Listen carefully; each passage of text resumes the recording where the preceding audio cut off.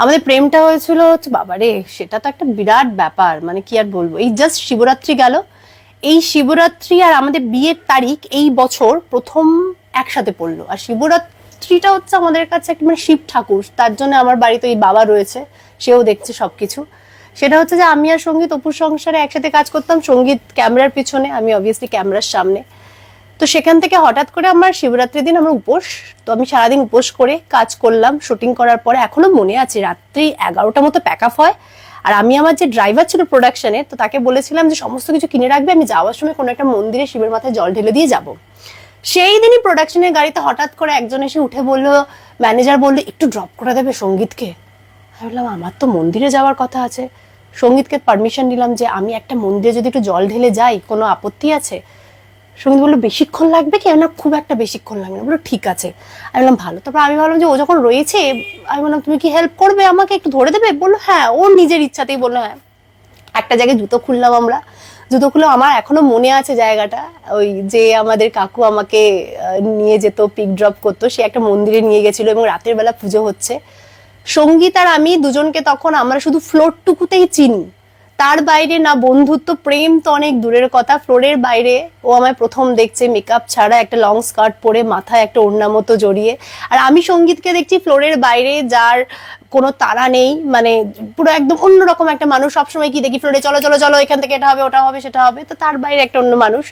তো ও আমাকে হেল্প করলো, দেখলো একটা মেয়ে পারছে না এতগুলো জিনিসপত্র নিয়ে। আমরা আস্তে আস্তে হেঁটে গেলাম, শিবের মাথায় জল ঢাললাম। অদ্ভুত একটা জায়গা ছিল, হুশ করে দেখলাম একটা ট্রেন চলে গেল, কি একটা জায়গা ছিল। তারপরে এলাম, এসে আমি সঙ্গীতকে প্রসাদ দিলাম, ওকে ড্রপ করলাম, করে আমি আমার বাড়িতে চলে এলাম। তো তখনও জানি, মানে ভাবতে পারিনি যে এটা হয়তো আমাদের এই যে একসাথে পথ চলা এবং শিবের মাথায় জল ঢালা, সেটা হয়তো অনেকটা পথ চলতে হবে। কিন্তু তারপরে যখন আমাদের বন্ধুত্ব হলো এবং প্রেম হলো, আমরা তখন ডিসাইড করেছিলাম যে আমরা যদি বিয়ে করি, সেটা আমরা কোনো শিব মন্দিরে করব, আর সেটা কোনো পাহাড়ের কোনো শিব মন্দিরে করব। তো 2000 এটা 17 সালে 18 সালে শিবরাত্রিতে এই ঘটনাটা ঘটে এবং 2020-তে আমরা বিয়ে করি। এবং ওই বলেছিলাম না, স্বপ্ন আমি দেখাতে বিশ্বাসী নই, স্বপ্নটা পূরণে বিশ্বাসী। তো 20-তে আমরা একটা পাহাড়ের একটা শিব মন্দিরে বিয়ে করলাম। তোমাদের দুজনের মধ্যে মেইন অনুঘটক হিসেবে কি কাজ করেছিল? পাহাড়, ভালোবাসা।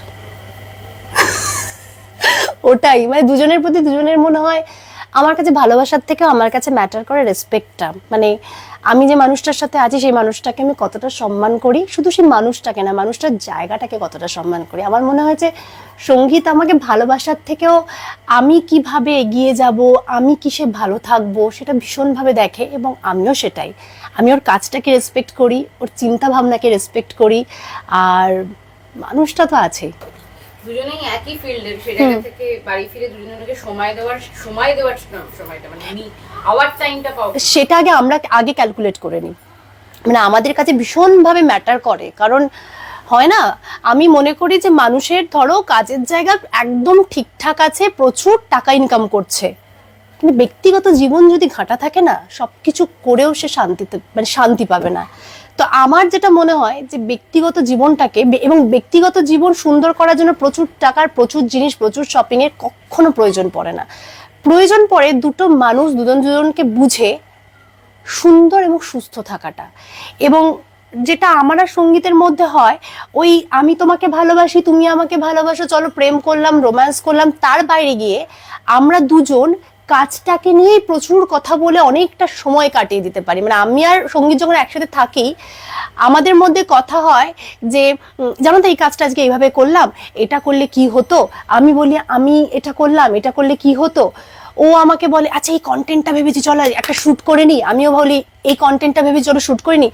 এত আমরা কাজের কথা বলি, আমরা এক একটা টাইমেই মানে মানে আমি ফিল করতে পারি, ও বলে যদি শুধুমাত্র এই রোম্যান্স, প্রেম, ভালোবাসা হতো, তাহলে আমরা তো বোর হতাম। মানে আমাদের বলতে নেই টাচউড, আমাদের বোর হওয়ার জায়গাটাই নেই। মানে আমাদের মনে হয় যখন আমরা দুটো মানুষ রাতে ঘুমোতে চাই, মনে হয় অনেক কথা বলা হলো। এরকমও হয়, দুজনে আমরা বাড়ি ফিরেছি, ভোর 4টে বাজে, আমাকে সঙ্গীত বলে কিরে এবার তো ঘুমা, 4টে বাজে, আর কত কথা বলবি? হ্যাঁ হ্যাঁ, না না ঘুমা ঘুমা, কাল সকালে ওঠা আছে, এই আর কি এই বিষয়টা। এবং এই টাইমটা আমরা ভীষণভাবে বের করে নিই, এবং আমরা যদি দুদিনেরও গ্যাপ পাই, যদি দুদিনেরও গ্যাপ পাই, আমার একটা তোমাদের জিনিস একটা দেখাবো, আমার একটা লাগেজ না সবসময় একটা রেডি করা থাকে বাড়িতে। সিরিয়াসলি এটা আমি দেখাবো, সবসময় রেডি থাকে। যদি বলে যে আজকের তিস্তা তোরসা আছে দুপুর 2:30টার সময়, ব্রেকফাস্ট করে তো বেরিয়ে পড়ার মতো যেন কোনো টাইম না নেওয়া হয়, তো তার জন্য রেডি থাকে। তো আমরা 2 দিন সময় মানে আমাদের কাছে চলো পাহাড় এবং জঙ্গল, 2 দিন আমাদের যে কাফি 2 দিন, তো এটা আমাদের কাছে নিজেদের সময়। সেখানে আমাদের মনে হয় যে ওইটা চলুক, ওটা মাসে 2বার করে চলুক, ওটা এবং ওটা প্রয়োজন আমার মনে হয়।